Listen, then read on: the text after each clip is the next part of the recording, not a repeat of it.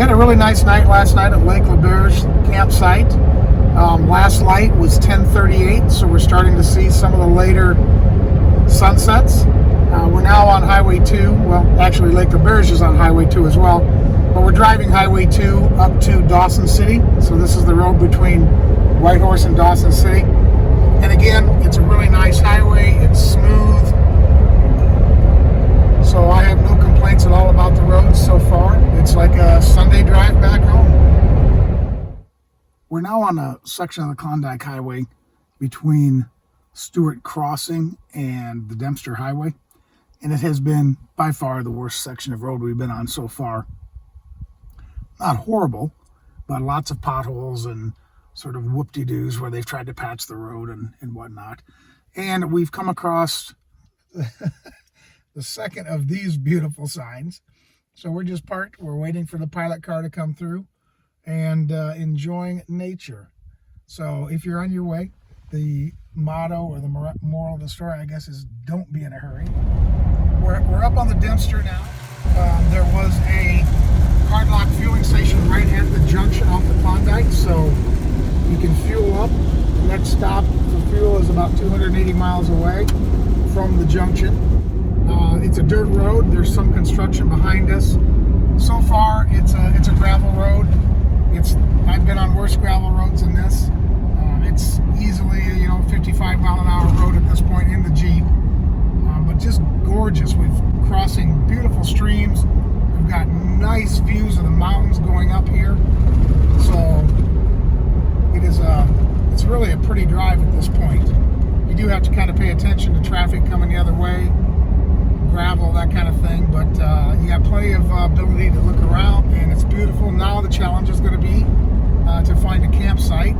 We're going to try to get up as close to Eagle Plain as we can tonight. We're not sure how far we're going to get. When we decide to stop, we'll stop. But that's the plan. And then spend tomorrow night in Inuvik. Probably camp there, tuck the next night. So that's the plan, and we'll see where we end up. I'm going to take my chance here to modify my view of the road. It's not really like a gravel road at this point. North of the Engineer Creek campground, the road has deteriorated quite rapidly with long stretches of big potholes and wet sections. And what I think I heard is that the road melts the permafrost below it, and that permafrost then creates these big potholes and wet spots in the road. And so we're seeing a lot of that up here. We're in a kind of a high tundra area. It's 7:45 at night. It's pretty much daylight, and we're just trying to make our way over towards Eagle Plains. Once we got to Eagle Plains, we discovered that they had a relatively lively bar and restaurant. So we decided to go ahead and grab a room and spent the night with a cold sandwich and a couple kokanee, having conversations with everyone around us. And as you can see from the video, we were able to spend some quality time with some of the local residents who seemed to be as at home in the bar and restaurant as they were outside in the parking lot. We're just north now of Eagle Plains, Yukon territory. And we finally got the weather that I thought we might have for quite a bit of the trip. It's just kind of spitting rain, overcast. The wind chill this morning was at freezing, hit freezing on the nose. So it's kind of feeling like the Arctic at this point. We're not too far, I don't think, away from the Arctic Circle here, which of course we'll have to stop and get ourselves a picture of. So.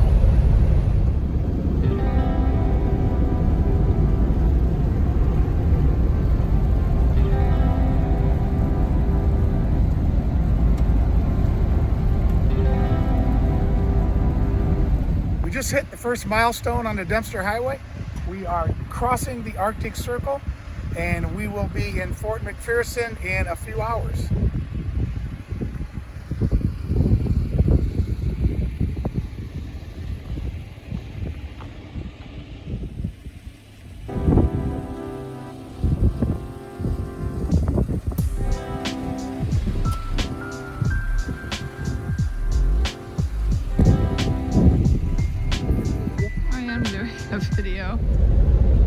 across the Arctic Circle, as you saw, and the weather is exactly what I expected. It is windy and blustery and wet. And it's funny because yesterday I had my barbecue short sleeve shirt on and shorts and thought, wow, I'll just put some jeans and flannel on and I'll be good to go.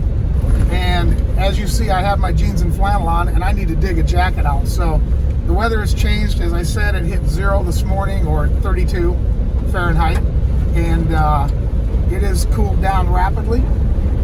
There were a couple motorcyclists in the restaurant yesterday, and they were headed up here. I bet they're having probably not the most enjoyable ride of their life, but they'll have a great story to tell. So this is north of the Arctic Circle as we continue up the Dempster. So the rain has let up, but now we found the fog. Pretty healthy dose of fog right through here, and the wind is just ferocious. I'm constantly having to downshift the Jeep just to keep momentum up.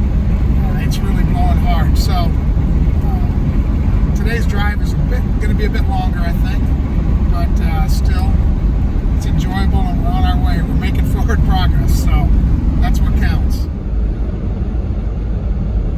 We are coming up now to the first of 2 government-run ferries. An interesting note on this highway Board the ferry. That there are no bridges across 2 of the rivers. This is the Peel River crossing, and there is also a crossing, I believe, at the Mackenzie River, and you have to sit and wait for the ferry to come over and pick you up and take you across the river.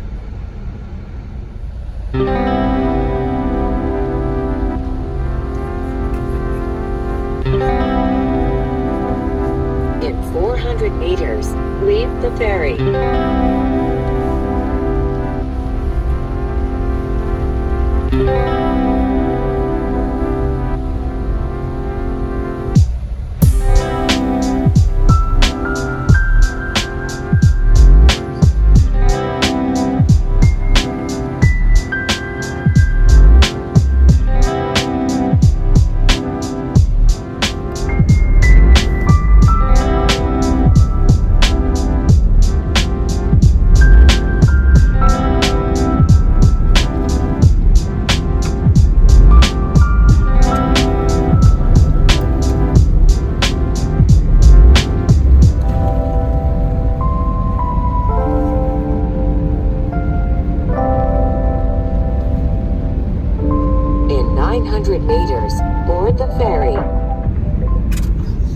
Just arrived at the Mackenzie River crossing on the ferry, and it is a much bigger river.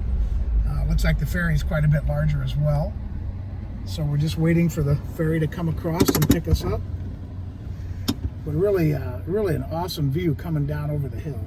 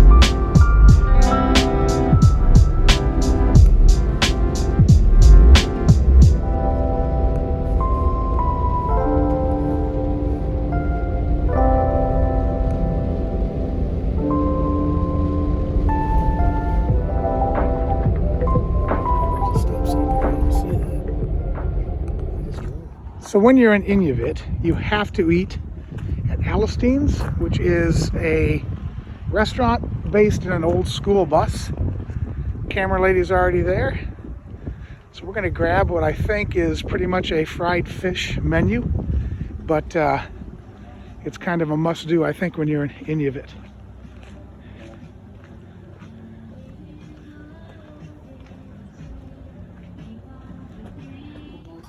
Ja, So definitely a rather unique place. We're in the dining room. The patio is closed. So I'm glad when I showed you what we were packing for the trip that I showed you the toolkit that we had. Because you never know when minor issues might pop up. And we were driving on the Alaska Highway a day or so ago, and our steering wheel went out of kilter. It wasn't lined up anymore. So we think the drag link for some reason slipped. But given that I have the ground cloth and basic hand tools, I did have to run in and get a pipe wrench to turn this thing because I forgot to put that in. But we're able to recenter our steering wheel because what happened is when the drag link moved, the steering wheel went off center, our stability control went out, our cruise control quit working, so we just had to climb under here. Given the right tools, it was about a 10-minute job, so we got that taken care of. But always plan on something going on and take some rudimentary tools with you to be able to handle those on the road. So let's button this beast up.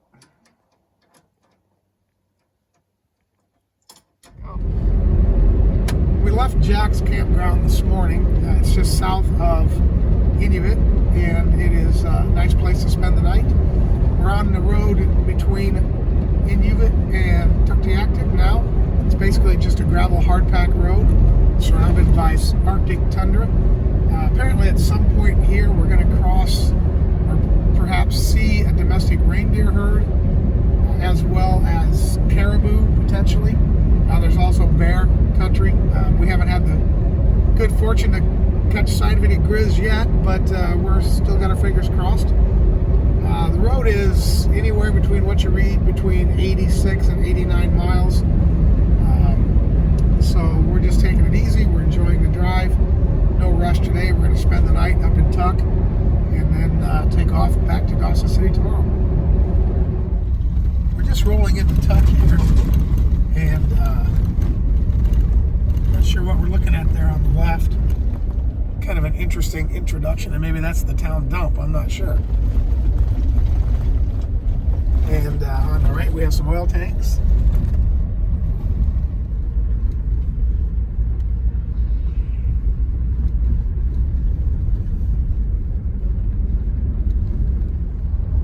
We've made Tuk proper, so we're just driving into town here.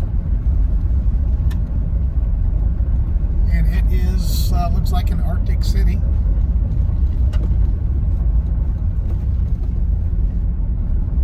So we're going to do a little exploring. We have to, of course, find the Arctic Ocean sign and dip our toes in the ocean. And then find our bed and breakfast where we're staying. I like all the different colors. That was a trait of Inuvik as well. Lots of different colors, lots of bright colors. So kind of a neat aspect of the buildings up here.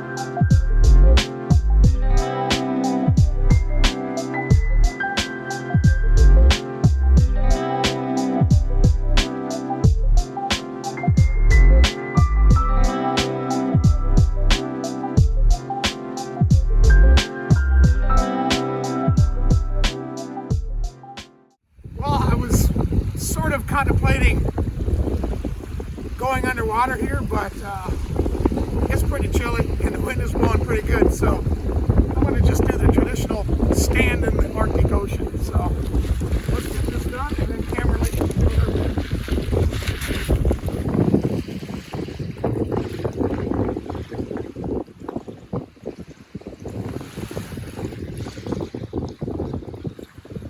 That's cold. She's doing her thing. Going in.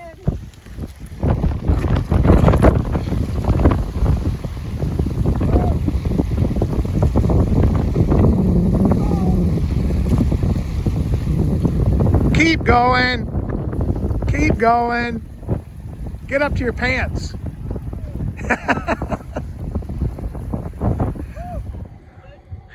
And we just ordered dinner in the only restaurant in town, which is Grandma's Kitchen, where you order at the door of the kitchen and then you eat either on the patio or in the, I guess, dining room over here. So we are going to have something special. So we'll show you what that is in a minute. Okay, continue our theme of trying local foods. We're in Tuktoyaktuk and we ordered muktuk, which is beluga whale. So we're going to give this one a shot and see how whale tastes. I've never had it before. It's cold. It's quite chewy.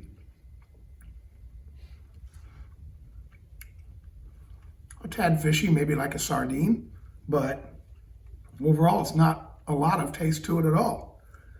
So if you're in Tuk, try the muktuk, but if you're not, don't go looking for it, lady. She had to go with the poutine, which looks like it's not nearly as healthy as the muktuk, and we're going to share a burger. We had to park. We're still on the road to Inuvik, between Inuvik and Tuktoyaktuk, but we wanted to stop, walk on the permafrost, and it's crazy. It's like really spongy. It's like walking on a trampoline. If you can see it, it's pretty interesting.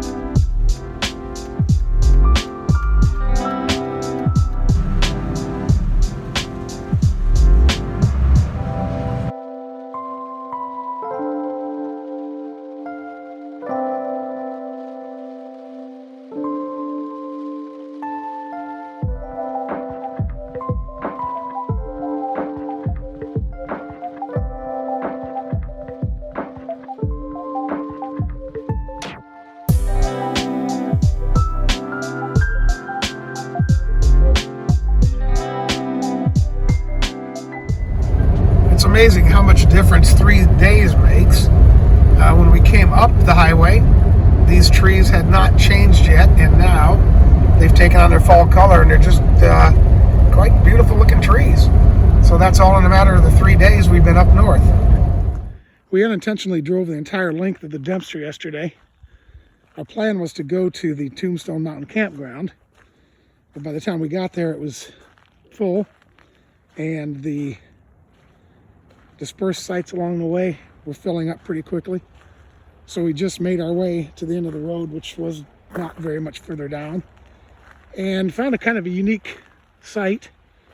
We stayed in an abandoned, closed down trailer RV park, and it was wet. Rained all night, and the humidity must be extremely high. Even with the windows open or cracked in the Jeep, the windshield is just covered in water. So we're going to have to take a bit to clean that off. So we're at the intersection of the Dempster and the Klondike Highway.